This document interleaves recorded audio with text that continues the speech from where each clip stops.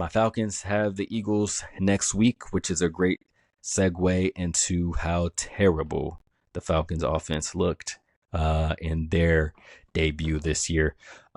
Played the Steelers, played them in Atlanta, but you probably couldn't tell from watching the game. There were terrible towels everywhere, but we'll get into that. The new regime for the Falcons, this was their debut. They cleaned house, got rid of coaching staff, brought in Raheem Morris, made a big splash in free agency with signing Kirk Cousins to a 4-year, $180 million deal. And we were having some reason to be excited.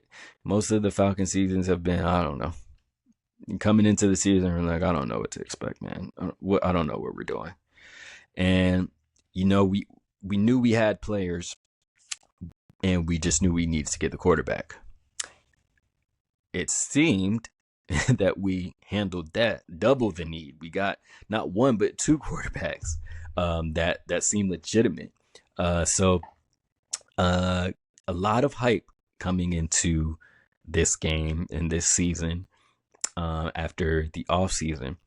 And all of that amounted to the Falcons scoring 10 points. We did that last year with Desmond Ridder.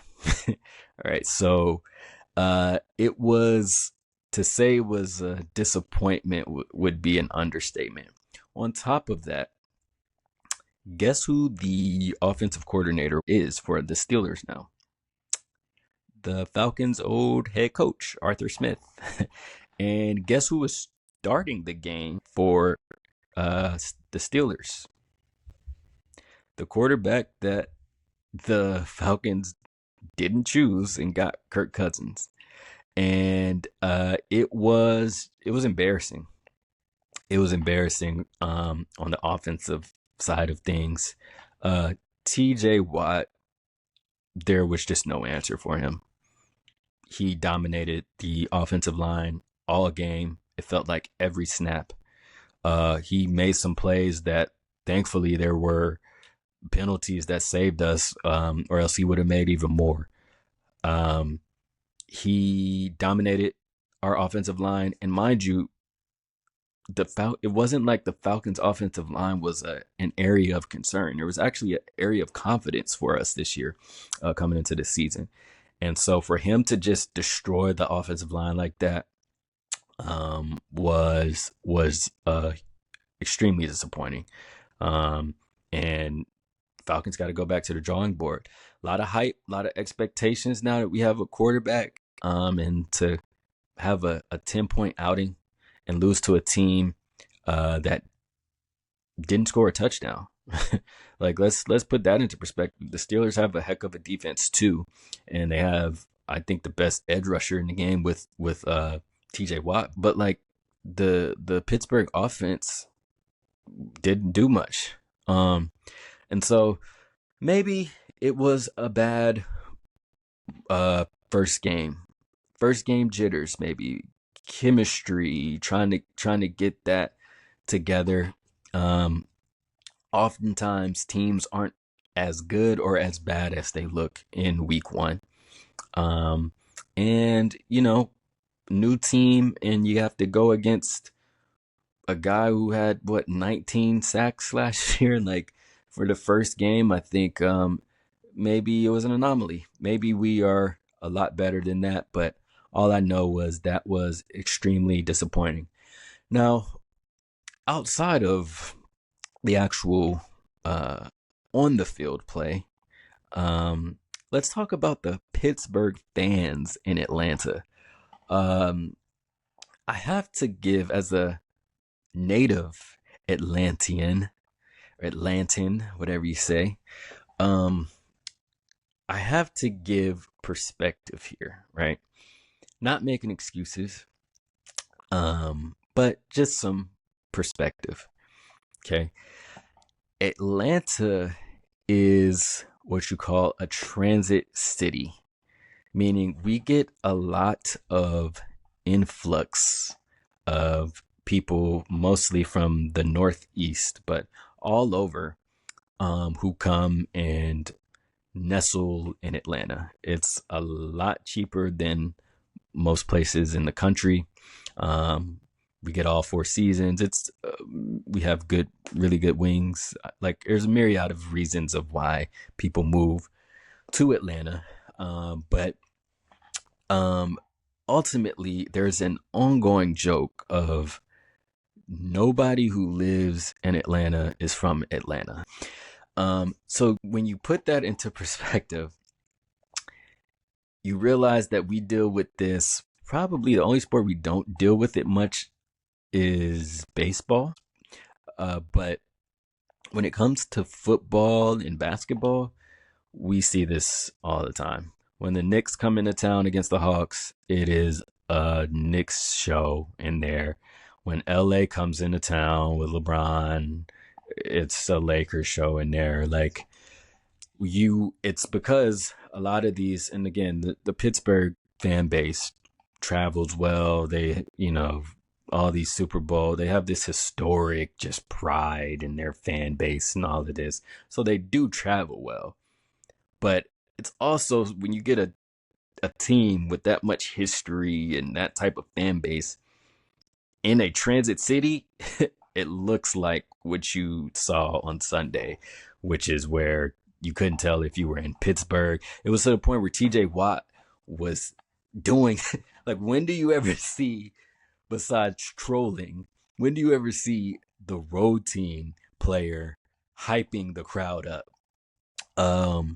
So, that's not fun to see, especially when he's just killing your team. But just some perspective there, right? We love our Falcons here. We show up for the games, but we are not only competing with out of towners, we're competing with the out of towners who already live here. So that was that. And the second half, it was really just a thing of the Steelers were winning first downs. They kept getting on first downs. They were getting 5 and 6 yards, setting them up for 2nd and 2s, 3rd and 1s, and it's almost impossible to stop. Najee Harris in the background or in the backfield.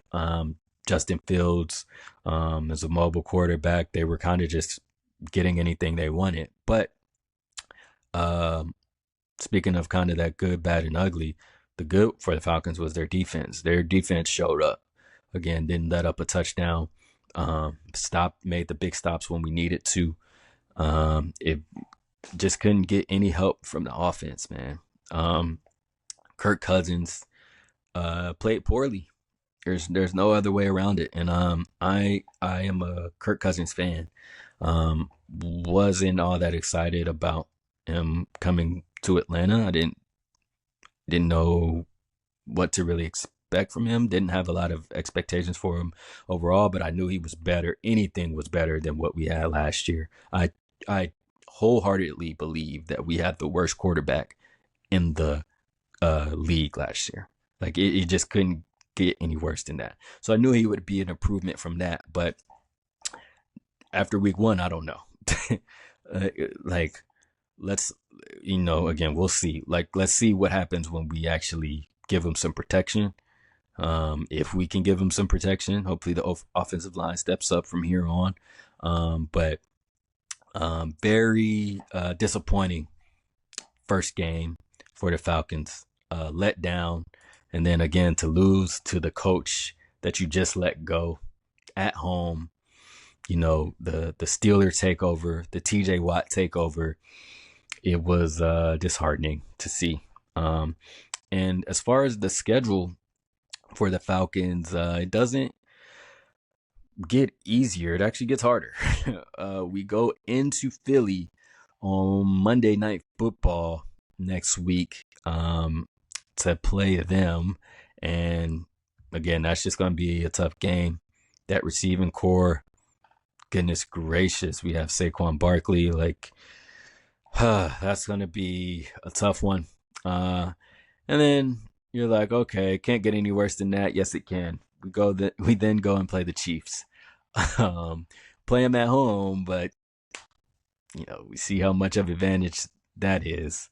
Uh, so and then we get into some division play after that. But Falcons are very realistically looking at an 0-3 start. Like we play teams that are expected to contend this year, and they're going to have to strap up or shut up. Like it's as simple as that. So that was the Falcons recap there.